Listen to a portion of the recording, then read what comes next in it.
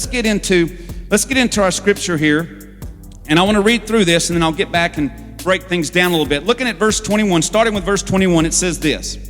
Then Jesus went out from there and departed to the region of Tyre and Sidon. And behold, a woman of Canaan came from that region and cried out to him, saying, Have mercy on me, O Lord, Son of David. My daughter is severely demon-possessed. But he answered her not a word. And his disciples came and urged him, saying, Send her away, for she cries out after us.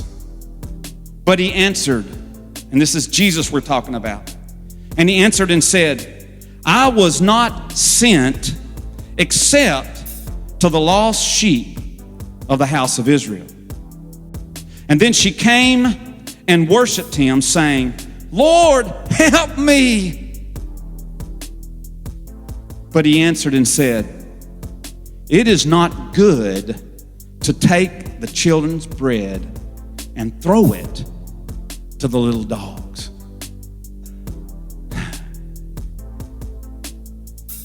And look at her response.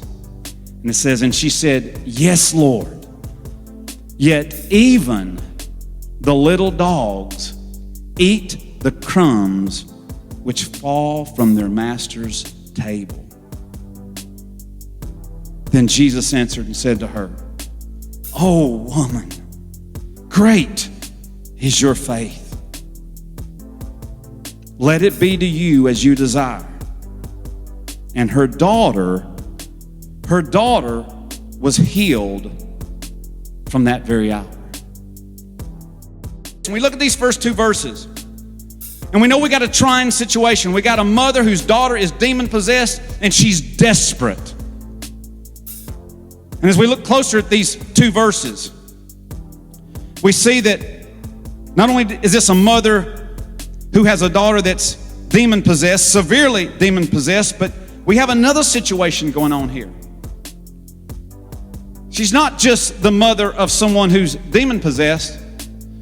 She's a woman. And not only is she a woman, she's a Gentile woman.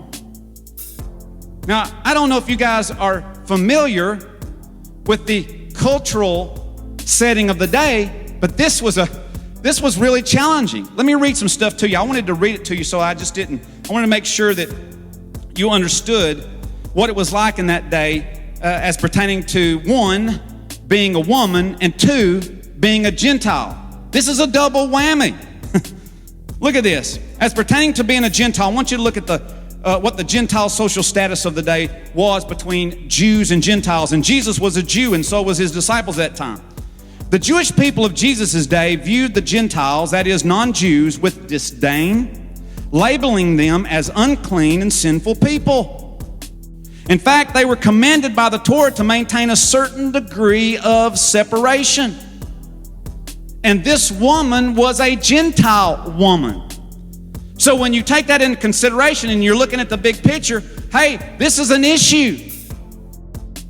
Let me read to you what the social status of women were in this time period. Look at this. Women's status and freedoms were severely limited by Jewish law and custom in ancient Israel, as they were in essentially all other cultures at the time. Generally speaking, most were restricted to roles of little or no authority. Two, they were largely confined to their father's or husband's homes. Three, they were considered to be inferior to men and under the authority of men. And four, in some regions, they were forbidden to speak to men in public settings. So when we look at this woman of Canaan who has approached Jesus and who is appealing to Jesus, have mercy on me, O Lord, Son of David. I'm telling you right now, she had to overcome a whole lot. Now check this out. Look how Jesus responds. Verse 23, it says, But he answered her not a word. Wow. He didn't even acknowledge her. That doesn't sound like the loving, meek, gentle, kind, never offend anybody. Jesus does it. Church, I want you to put yourselves in her shoes this morning. You are that woman of Canaan. And guys, it's okay. Right now, I'll give you privilege. I give you some leeway to be able to do that, okay? If you were to come to me, Pastor Darrell, and you come to me and you've got a dire situation, you got something big time going on, and you come to me and you say, Pastor Darrell, will you please pray for me? Please pray for my situation. Please help. And I just stand there. I don't respond. I don't acknowledge you. I don't say a word. You will have me for dinner.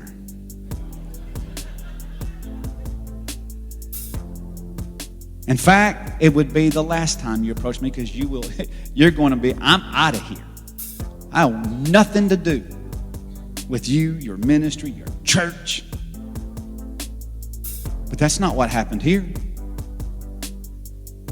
I mean, that right there was enough offense to upset most of us. I don't think there's many of us today that could even just pass this first test. There are 3 offense tests in this 8 verses of Scripture. 3 specific offense tests. And this is the first one. Jesus didn't even acknowledge her. But we're not finished. Look at the next verse, verse 23. It says, then his disciples came and urged him, saying, send her away, for she cries out after us. Jesus, send her away. Get her out of here. That's offense test number 2. But check this out. We're not done yet. You know, let's be honest. At this point, most of us would have been long gone. Now, guys, I don't want this just to be a scenario that we're just relating to Jesus and God. There's things that go on in the real world that's very similar to this, so just keep that in mind. I'll touch base on that in a little bit. Because I promise you this, Jesus warned us. He said offenses will come. But he's not finished. Look at verse 24. Look what he says in verse 24 to her. Man, this poor woman, bless her heart. It says, but he answered and said, listen, woman, I was not sent except to the lost sheep of the house of Israel.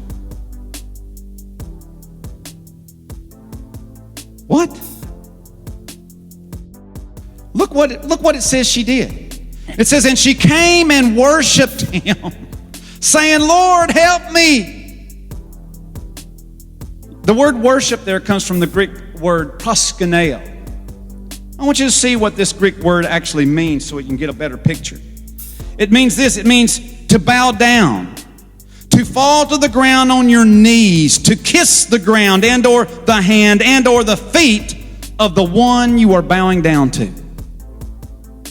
So the way that I see this, and understanding that words just weren't words, there's meaning that goes with these words, that when after she done been rejected 3 times, insulted 3 times,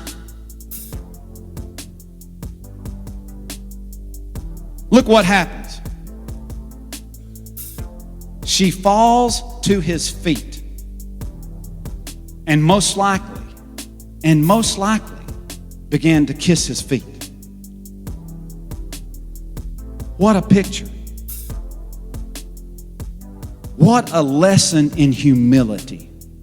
What a lesson in brokenness. What a lesson in overcoming pride and overcoming rejection. What a lesson of persistence.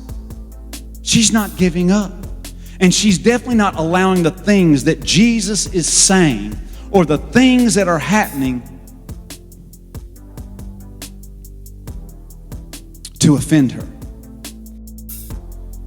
Sometimes sometimes God will allow certain situations or circumstances to happen in our lives that are purposed to offend the mind so that the matters and the issues of the heart can be revealed. Let me say that again. Sometimes God will allow certain situations and circumstances to happen in our lives that offend the mind so that the matters and the issues of the heart can be revealed. What does that mean? So that our loyalties and our priorities can be revealed. Our commitment can be revealed. Am I committed in this? Am I in this for the long haul? Am I really serving God or not? Am I serving God for what I can get out of it? Or am I serving God simply because He is God and He saved me and I owe Him everything? But we're not finished with the offense yet. Look at this, verse 26.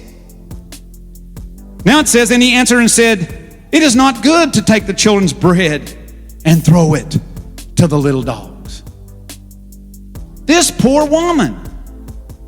Do you realize what just took place? What he just said to her? He just royally insulted her. He just called her a dog. Do you see that?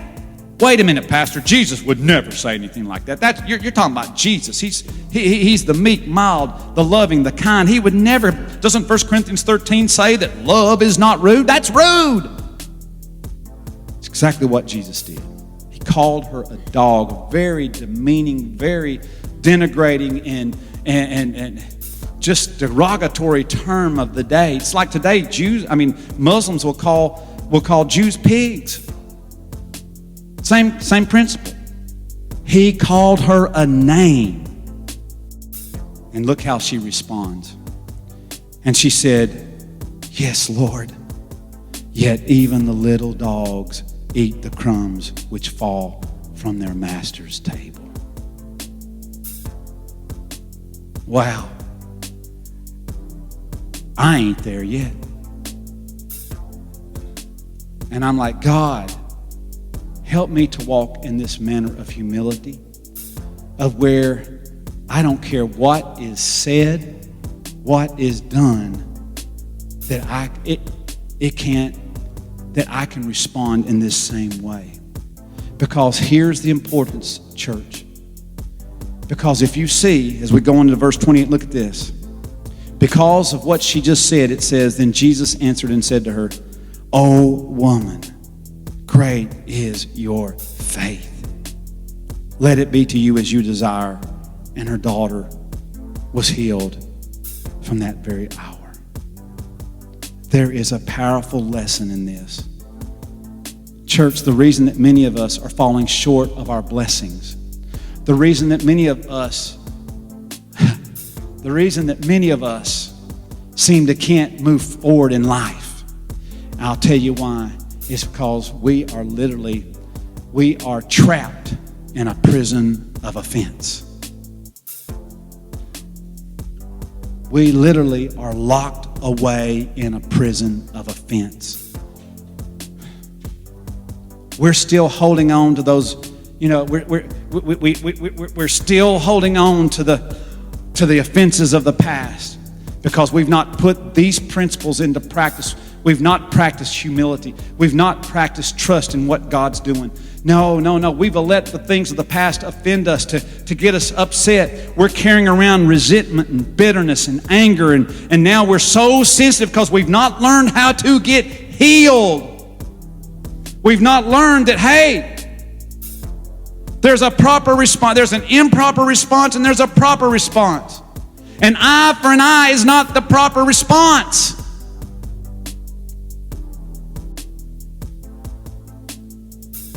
And for many of us, the reason that we cannot enjoy life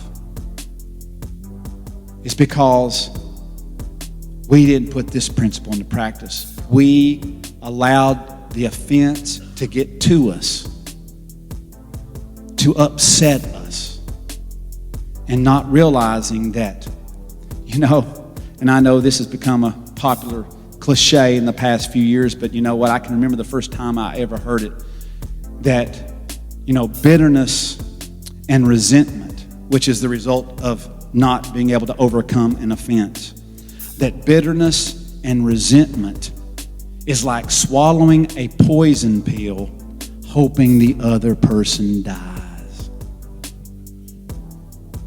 That's what unforgiveness is like. That's what bitterness and resentment, all that stuff, the fruit of not winning the victory and not being able to deal with the offense. And God is saying today, we just got to come to the place and realize there's a better way. Everybody say there's a better way.